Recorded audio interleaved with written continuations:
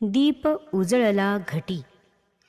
तुकाराम महाराजांवर लोहगावकरांचे अपार प्रेम होते व तुकाराम महाराजांचेही लोहगावकरवर अपार प्रेम होते. ज्याप्रमाणे श्रीकृष्ण जरी मथुरेत जन्मला होता तरी त्याच्या चरित्रलीला मात्र गोकुळवासियांनी अनुभवल्या, तसेच श्री तुकाराम महाराजांचे चरित्रसुद्धा बहुतांशी लोहगावी घडले. कृष्णासारखेच ते सुद्धा सामान्य माणसाप्रमाणे प्रपंचात असूनही कशातच गुंतलेले नव्हते.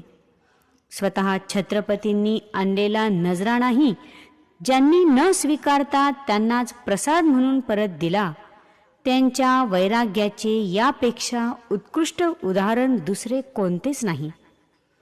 आहारापुरते अन्नसेवन करावे आणि अखंड हरिभजन करावे हा त्यांचा नित्यनेम झाला होता.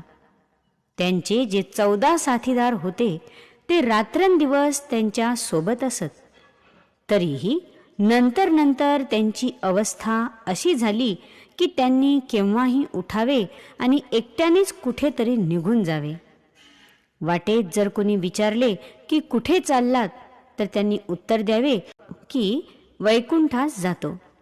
यामुळे अवली सकट सर्व लोकांना या उत्तराची सवय झाली होती. शिवाय आणखी एक गोष्ट अशी की ते अलीकडे जे काही बोलायचे ते अभंगातच. साधे गद्य बोलणे त्यांनी जवळजवळ सोडलेच होते. तर एकदा लोहगावी ते रात्री कीर्तन करीत होते. सर्व लोक तन्मय होऊन गेले होते. दिव्यात तेल भरणारा जो मनुष्य होता तो सुद्धा एवढा एकाग्र झाला होता की दिव्यातील तेल संपले आहे या गोष्टीचे त्याला भानही राहिले नाही. आणि एका क्षणी सर्व दिवे विझले. पण कीर्तनाचा बेरंग न होता क्षणार्धात सर्व देऊळ प्रकाशाने उजळून निघाले. तो उजेड श्री तुकाराम महाराजांच्या देहातून बाहेर पडत होता.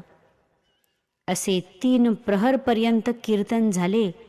तुकोबांनी विणा खाली ठेवली आणि क्षणार्धात देवालयात अंधार झाला.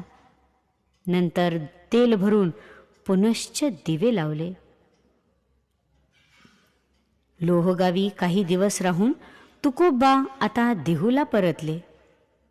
काही दिवस गावी राहिल्यानंतर ते उठले व आळंदीस चालते झाले.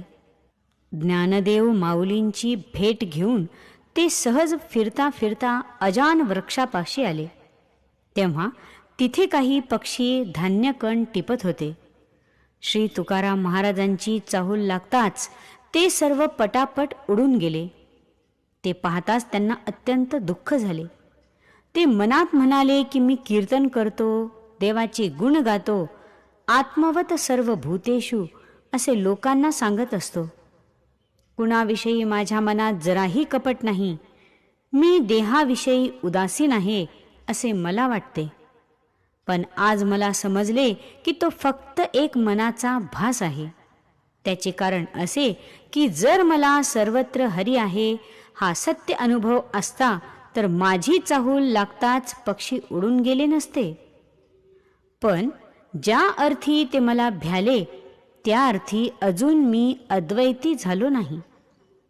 जळो माझे ज्ञान आणि आग लागो माझ्या शहाणपणाला असा विचार करीत ते खिन्न होऊन एका शिळेवर बसून राहिले. ते एखाद्या पुतळ्यासारखे निश्चल होते. हळूहळू त्यांचा श्वाससुद्धा मंद मंद होऊ लागला. अशा 4 घटका उलटून गेल्या तेव्हा देवाला मोठी चिंता लागून राहिली. मग त्यांनी श्री तुकारामांच्या हृदयात प्रवेश केला. तेव्हा चहूबाजूंनी पक्षी आले व त्यांच्या अंगावर खेळू लागले. त्यांना फार आनंद झाला व ते गाऊ लागले, अवघी भूते साम्या आली, देखिली म्या कै होती, विश्वास तो खरा मग पांडुरंग कृपेचा. माझी कोणी न धरो शंका, ऐसे हो का निर्द्वंद्व, तुका म्हणे जे जे भेटे, ते ते वाटे मी ऐसे. मग त्यांनी समाधीपाशी जाऊन ज्ञानदेवांना दंडवत घातला व ते परत बाहेर येऊन बसले. पुन्हा पक्षी त्यांचे अंगाखांद्यावर खेळू लागले. याच वेळी त्यांचे 14 साथीदार त्यांचा शोध घेत तेथे आले. ते दृश्य पाहून दुरून पाहताच ते आश्चर्याने थक्क झाले. ते पुढे आले तेव्हा पक्षीही पटापट वृक्षावर उडून गेले. नंतर तिथे एकादशी निमित्त कीर्तन करून, द्वादशीस पारणे करून ते सर्वजण परतून देहूस आले. धन्यवाद.